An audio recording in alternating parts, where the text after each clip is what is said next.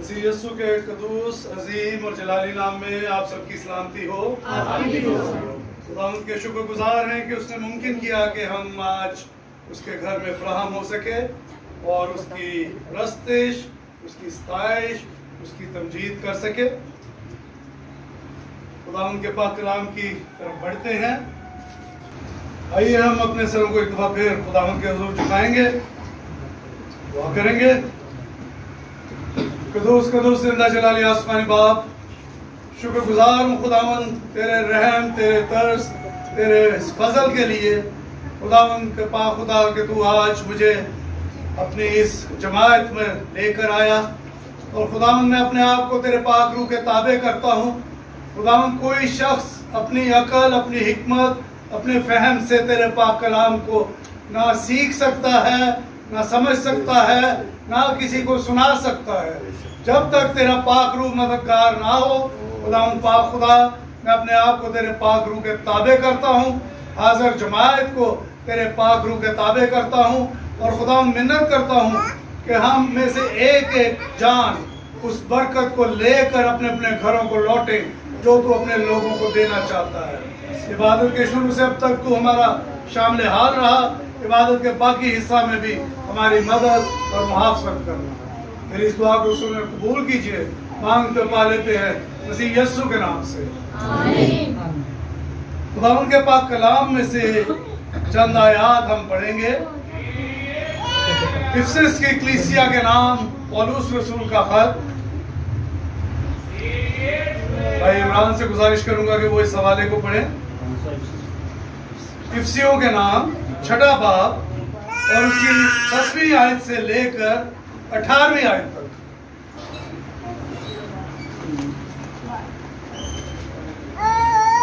खुदावंद के जिंदगी भर कलाम में से इफिसियों के नाम पौलुस रसूल का खत और चैप्टर नंबर 6 और वर्स नंबर 10।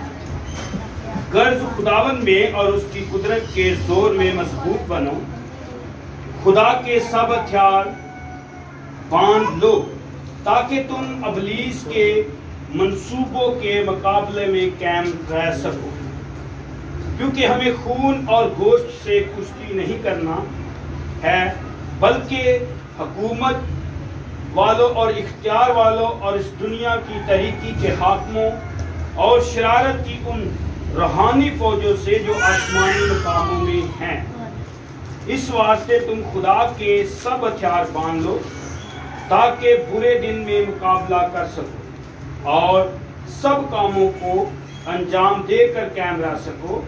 बस सच्चाई से अपनी कमर कस कर और रास्तबाजी का बख्तर लगाकर और पाँव में सुलह की खुशखबरी की तैयारी के जूते पहनकर और उन सब के साथ ईमान की सिर पर लगाकर कायम रहो, जिससे तुम इस शरीर के सब जलते हुए तीरों को बजा सको और नजात का खुद और रूह की तलवार जो खुदा का कलाम है ले लो और हर वक्त और हर तरह से रूह में और दुआ में मिन्नत करते रहो और इसी गर्ज से जागते रहो कि सब मुकद्दसों के वास्ते बिला नागा दुआ किया करो। आमीन आमीन आमीन। मेरे अजीजों, ये जो हवाला पढ़ा गया, ये जो आयात पढ़ी गई, ये पौलुस रसूल का खत इफिसस के कलीसिया के नाम जो उसने लिखा।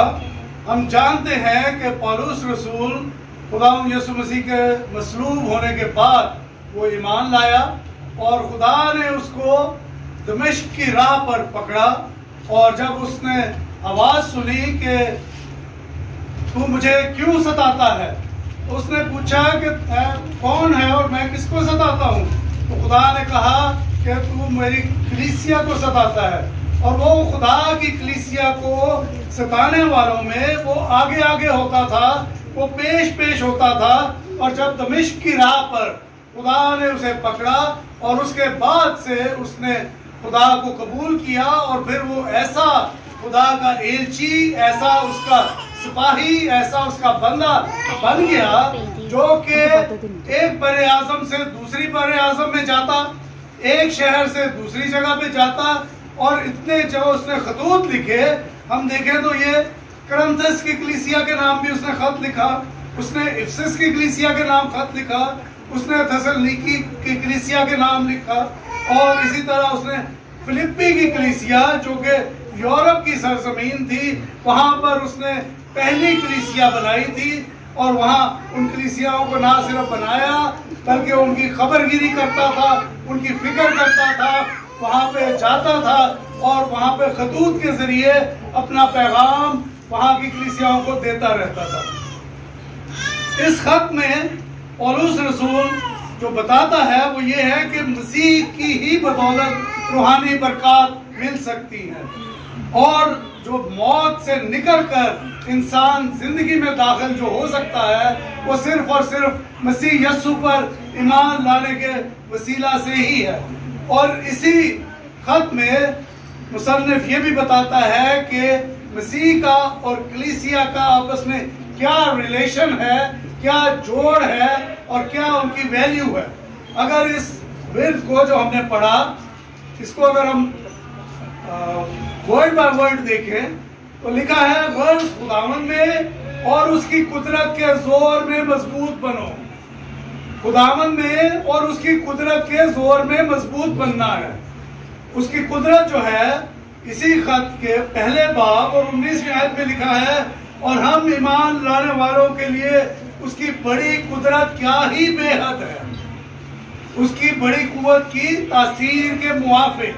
हमारा खुदा कुदरत वाला खुदा है, हमारा खुदा गयूर खुदा है, हमारा खुदा जिंदा खुदा है, हमारा खुदा कादिर मुतलक खुदा है, और लिखा है कि उसकी कुदरत के जोर में मजबूत बनना है।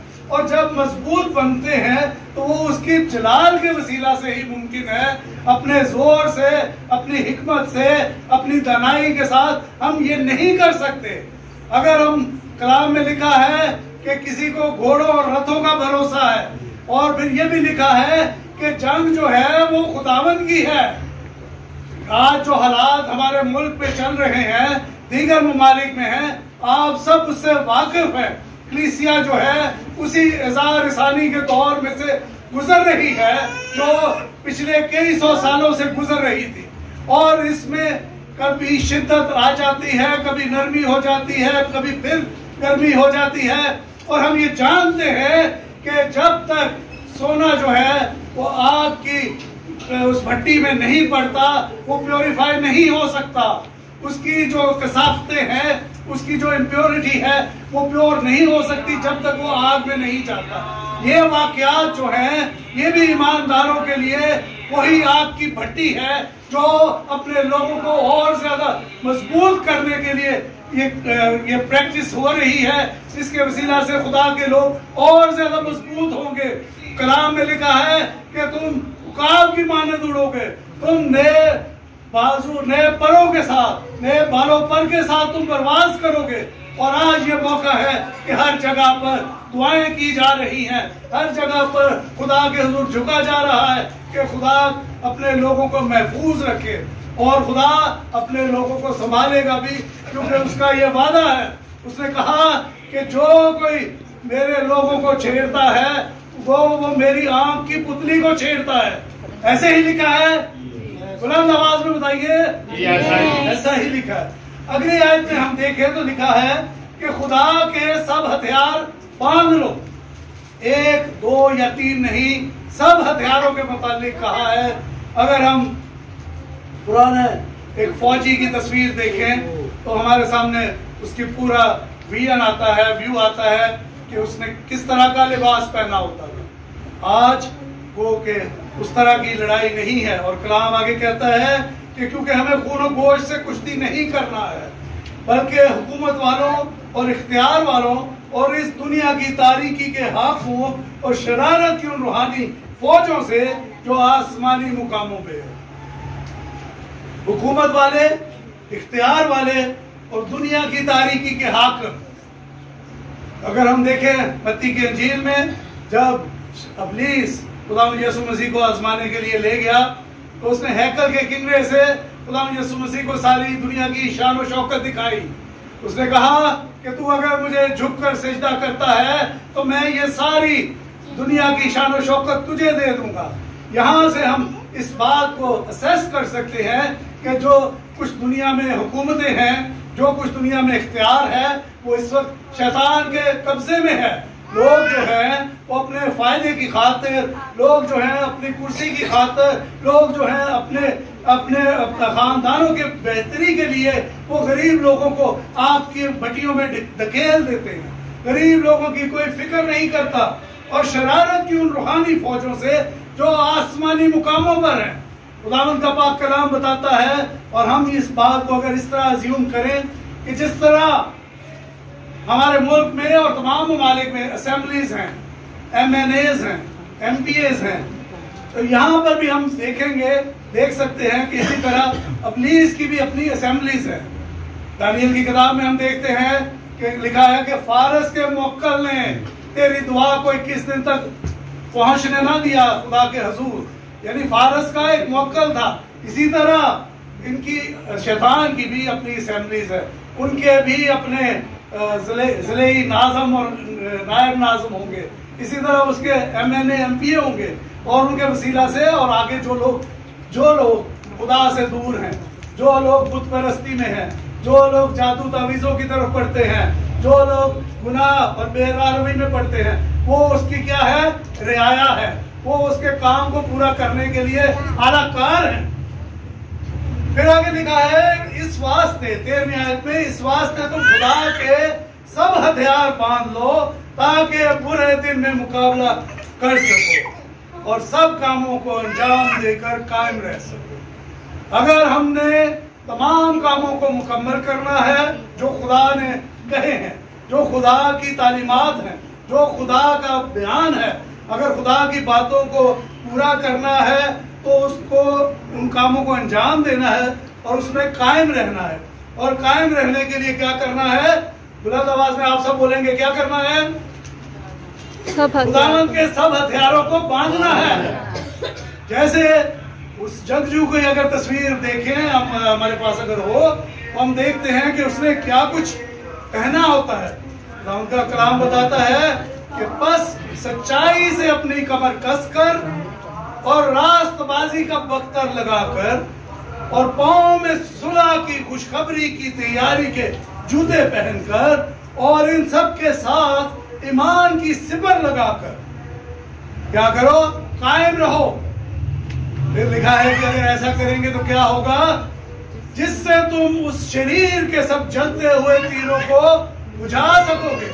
अगर आप पुरानी तारीखी मूवीज देखें या कोई ड्रामा देखा हो तो आप देखते हैं कि किलों पर जब कोई लश्कर ऊपर उनके ऊपर चढ़ाई करता है तो किलों के ऊपर से आग से ऐसे तीर फेंके जाते हैं जिनके आगे आग लगी होती है, और नीचे जो होते हैं वो लोग भी उन्हीं तीरों का इस्तेमाल करते हैं, और वो तीर जहां लगता है, जिसको लगता है उसे तो मारता ही है, साथ वो आग लगा देता है।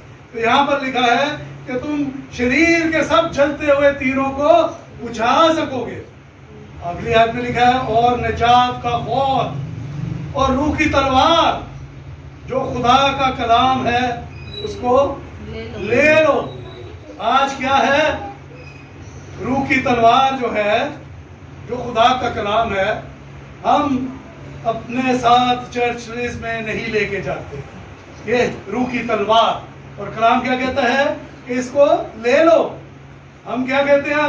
चर्चेस ने आसानी पैदा कर दी बाइबल्स रख कर, और लोग और ज्यादा आसानी तलब हो गए। उन्होंने कहा कोई बात नहीं, चर्च से मिल जाएगी बाइबल। फिर इतने ज्यादा आराम तलब हो गए कि अच्छा उस कोने से पे तो हम पहुंच चुके, चलो भाई साहब बोलेंगे मैं सुनना। तो मेरी दरख्वास्त है आप सबसे कि अपनी अपनी बाइबल घरों में भी पर्सनल बाइबल रखें, उससे बाइबल स्टडी किया कीजिए। और इतना बोझ नहीं है, इतना वजन नहीं है, ये खुदा का कलाम है, खुदा के मुंह की बातें हैं। ये बंद और गुदे में से गुजरने की कुदरत रखता है। इसको, इस हथियार को जो रूह की तलवार है, अपने हाथ में रखें और खुदावंद के घर में इस कलाम के साथ आया कीजिए। ठीक हो गया? ऐसे होगा? चले भाई साहब से मैं पूछूंगा अगले तो। ठीक है, अब हम देखते हैं इन हथियारों के मुताबिक। पहला जो हथियार है इसके मुताबिक लिखा है सच्चाई से अपनी कमर कस कर। इसको अगर इंग्लिश वर्जन में देखें तो लिखा है बेल्ट ऑफ ट्रूथ। जब एक शख्स लिबास पहनता है या फौजी लिबास पहनता है तो एक बेल्ट से उसको बांधा जाता है, जैसे हम लोग लिबास पहनते हैं बेल्ट के साथ उसको, ताकि वो हमारी शर्ट जो है वो अपनी जगह पर रहे, पैंट अपनी जगह पर रहे।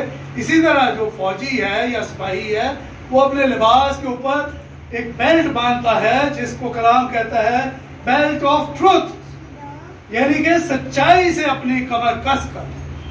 सच्चाई जो है वो हमारे रूहानी हथियार का काम करती है और ये पहला हथियार है रूहानी हथियार जिसके मुताबिक खुदा उनका पाक कलाम बताता है।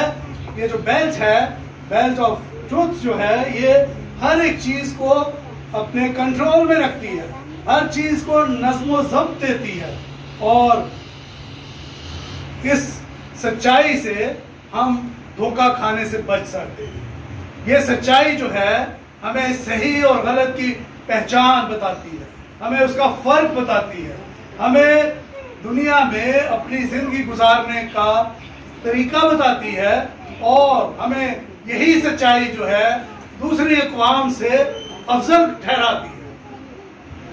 दूसरा जो हथियार है वो है रास्तबाजी का बख्तर। इंग्लिश में देखें तो लिखा है ब्रेस्ट ऑफ राइटियसनेस। बख्तर, जरा बख्तर भी से कहा जाता था। ये एक सिपाही जो है, जंगजू जो है, वो अपने ऊपर पहनता था, लोहे का होता था और ये प्रोटेक्ट करता था दुश्मन के तीर से, उसके भाले से। ये लोहे का बना होता था। रास्तबाजी का बख्तर जब आप सीने पे लगाते हैं तो ये आपके दिल को, आपके सीने को ये अबलीस के ख्यालों से, अबलीस की चालों से ये महफूज रखता है। ये जो बख्तर है ये आपको शैतान के उस हमलों से बचाता है और आपको रूहानी तौर पर मजबूत करता है कि आप उस शरीर का मुकाबला कर सके, उसका दिफा कर सके। और ये जो बख्तर है हमें, जैसे मैंने कहा कि दुश्मन की चालों से, दुश्मन के हमलों से ये हमें महफूज रखता है। तीसरा जो हथियार है वो है सुलह की खुशखबरी के तैयारी के जूते पहनकर, शूज ऑफ पीस। ऐसे जूते जो सुलह की खुशखबरी लेकर चले। हम जानते हैं अगर आप कोप एमआई करते हैं तो उनके जूते जो है वो स्पेशल किस्म के होते हैं। अगर आप फुटबॉल खेलते हैं उसके जूते फर्क होंगे। अगर आप क्रिकेट खेलते हैं जूते फर्क होंगे। अगर आप स्क्वॉश खेलते हैं स्क्वॉश के जूते फर्क होंगे। यहाँ पर खुदा कहता है कि ईमानदार को, जो कि खुदा का सिपाही है, जो कि वॉरियर है, जो कि स्पिरिचुअल वॉरियर है, जो रूहानी जंगजू है, उसको खुशखबरी, सुलह की खुशखबरी के तैयारी के जूते पहनने हैं। इसका ये मतलब है कि ये जूते जो हैं इस्तेहकाम और रास्ते की राह में चलने में हमारी मदद और मुहाफ़ज़त करते हैं। ऐसे जूते जो हमें नेकी की तरफ लेकर चलते हैं, ऐसे जूते जो हमें उस तरफ लेके जाते हैं जहां पर हमने खुदावंद की निजात का पैगाम देना है, जहां पर हमने खुशखबरी का पैगाम देना है। ऐसे जूते नहीं कि जो एक जगह से उठे दूसरे घर गए, मैंने पता लगा पर तू किसी ने सीना फिर उसे अगले घर। ऐसे जूते कलाम कहते नहीं पहनने जो कि कह ले के दिक्कत, बुराई, दूसरे की बुराई और इस तरह की बातें जो करे, वो जो है ईमानदार के लिबास में, ईमानदार के हथियार में वो चीजें शामिल नहीं है। खुशखबरी को फैलाने से हम अफरा तफरी और मायूसी से भरी हुई इस दुनिया को एक उम्मीद की किरण दिखा सकते हैं। अगला जो हथियार है वो है ईमान की सिपर, ईमान की ढाल या शील्ड ऑफ फेथ। शील्ड जो है ये एक ढाल है जो एक फौजी अपने बाजू के साथ बांधता है। लोहे की ये ढाल होती है, वो अपने बाजू से प्रोटेक्ट करता है अपने आप को महफूज रखता है दुश्मन के हमलों से, उसकी तलवार से, उसके नेज़े से, उसके भाले से। और जलते हुए तीरों से अपने आप को वो बचा सकता है।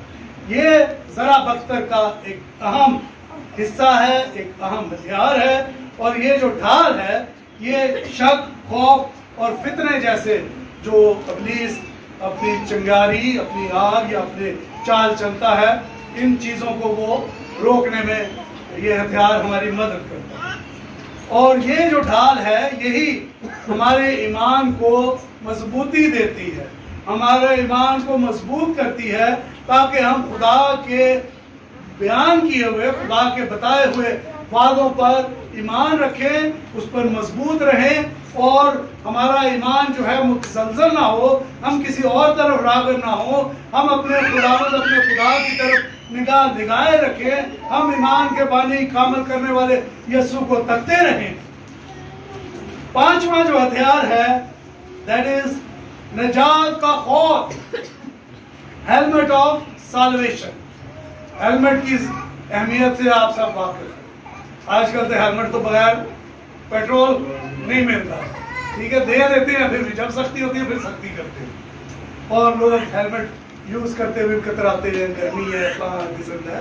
लेकिन जो इसकी जरूरत है, जो इसकी इफादियत है, उससे हम सब आगाह हैं कि अगर खुदा ना करे कोई हादसा हो तो सर को वो महफूज रखता है। और यहाँ पर नजात का खौफ जो है, जो जंगजू है, एक ईमानदार जो है, एक रूहानी जो जंगजू है, स्पिरिचुअल वॉरियर है, उसको ये जो हेलमेट है, ये उसके दिमाग को, उसके जहन को महफूज रखता है इब्लीस की तरफ से दिए हुए उन ख्यालों से, उन बातों से जो हमारे घरों में नुकसान का बायस बनती है, जो हमारी कलीसियाओं में नुकसान का सबब बनती है, जो हमारी जिंदगी में नुकसान जिसके वसीले से पैदा होता है, जो शक के वसीला से, जो गुनाह के वसीला से, जो झूठ के वसीला से, जो हमारे ज़हनों में एक दूसरे से गुमराह करने के वसीला से वो तफरका डालता है, वो जुदाई डालता है, वो लड़ाई डालता है, वो फसाद डालता है। इससे हम किस तरह महफूज रह सकते हैं? हेलमेट ऑफ सल्वेशन, नजात के वॉल के वसीला से। और छठा जो हथियार है, that is sword of spirit, रूह की तलवार, जो कि खुदा का कलाम है। और खुदा का कलाम ये कहता है कि इसको ले लो, इसको अपने अंदर, इसको नक्श करो, इसको याद करो, इसको अपने हाथ में रखो, इसको बयान करो, इसको पढ़ो, अपने घर में पढ़ो, अपने जहां पे भी जॉब प्लेस में आपको जहां टाइम मिलता है, आप इस कलाम को पढ़ें, इससे नसीहत हासिल करें। क्योंकि खुदावंद का पाक कलाम जो है वो बंद और कूदे कूदे में से गुजरने की कुव्वत रखता है। खुदा का पाक कलाम जो है वो दो धारी तलवार से मुशाबा है। खुदावंद का पाक कलाम जो है हमारे कदमों के लिए चिराग और राह के लिए क्या है? रोशनी। हमें खुदावंद के पाक कलाम को पढ़ना, सुनना, समझना, सीखना जरूरी है, क्योंकि उसी के वसीला से हम इब्लीस के उन जलते हुए तीरों को बुझा सकते हैं और अपने आप को महफूज रख सकते हैं। जब हम खुद महफूज होंगे मेरे अजीजों, जब हम खुद ये हथियार बांध लेंगे, तो हमारे वसीला से हमारी कलीसिया में भी और ज्यादा ब्लेसिंग आएगी, हमारे खानदान में ब्लेसिंग आएगी, और हमारे खानदान के दीगर अफराद जो है वो हमें देखकर वो भी इस राह पर गामजन होंगे कि हमें खुदा के इन हथियारों को बांधना जरूरी है। मसीही होने की वजह से हम लोग जो हैं हर वक्त एक रूहानी जंग में मसरूफ हैं। हम जो हैं वो एक स्पिरिचुअल वॉरियर्स हैं। हमें दुआ करते रहना चाहिए। अगली आयत में हम देखें तो लिखा है, और इस हर वक्त और हर तरह से रूह में दुआ और मिन्नत करते रहो। खुदावंद का पाक कलाम बहुत सी जगहों पे ये बताता है कि मुस्तैद रहो, दिन बुरे हैं, दुआ में लगे रहो, जागते रहो। और यहाँ पर भी लिखा है कि इसी गर्ज से जागते रहो। अब जागते रहने का ये मतलब नहीं कि आपने सोना नहीं। जागते रहने का ये मतलब है कि जब आप जाग रहे हैं तो आप अलर्ट रहें, आप मोहतात रहें, आप तैयारी में रहें कि आपको जब मौका मिले, आप गाड़ी चला रहे हैं, ऑफिस जा रहे हैं, आप उस टाइम को दुआ में गुजार सकते हैं। आप घर में काम कर रहे हैं, साथ साथ आप दुआ कर सकते हैं, खुदा उनके हुजूर उसकी नेमतों बरकतों का शुक्र अदा कर सकते हैं। और आगे लिखा है कि सब मुकद्दसों के वास्ते बिला नागा दुआ किया करो। ये हमारी जरूरत है, ये हमारे खुदावंद पाक खुदा का, खुदावंद के कलाम का ये हमें नसीहत है कि हमें एक दूसरे के लिए और सब मुकद्दसीन के लिए, सब खुदा के खादमों के लिए दुआ में लगे रहना चाहिए। हमें दुआ करते रहना चाहिए क्योंकि हम सब एक दूसरे की दुआओं के मोहताज हैं। अब आगे मैं यहाँ पर यह भी बताऊं कि ये रूहानी हथियार जो हैं, अगर हम देखें तो आज हमें जरूरत है कि हम अहद करें कि हम खुद को सच्चाई, रास्तबाजी, अमन, ईमान, निजात और खुदा के पाक कलाम से अपने आप को घेरे रखेंगे। उन हथियारों की तरह अपने जिस्म के गिर्द, अपनी बॉडी के गिर्द इन बातों को रखते हुए अपनी जिंदगी गुजारेंगे। खुदा आज के पाक कलाम के वसीला से मुझे और आप सबको बड़ी बरकत है। आमीन।